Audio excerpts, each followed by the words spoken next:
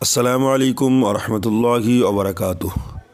বাসন্তী থানার অন্তর্গত জামিয়া ইসলামিয়া দারুল উলুম মাদানীনগর মাদ্রাসা, যার মোহতামিম অথবা সেক্রেটারি হলেন বাংলার অন্যতম বিখ্যাত মুহাদ্দিস মুফতি সুজাউদ্দিন কাসিমি সাহেব। সেই মাদ্রাসায় এখন সকালের নাস্তা দেওয়া চলছে। প্রতিদিন এমন নাস্তা দেওয়া হয় এমনটি নয়, ভিন্ন সময়ে ভিন্ন ভিন্ন রকমের নাস্তা দেওয়া হয়। তবে আজকে নাস্তাতে আছে একটি করে রুটি, দুটি করে মিষ্টি, একটি ডিম সিদ্ধ এবং এক প্লেট ঘুগনি। আপনারা সকলে এই মাদ্রাসার জন্য এবং মাদ্রাসার ছাত্র শিক্ষক সকলের জন্য দোয়া করবেন, সেই আশা রাখছি।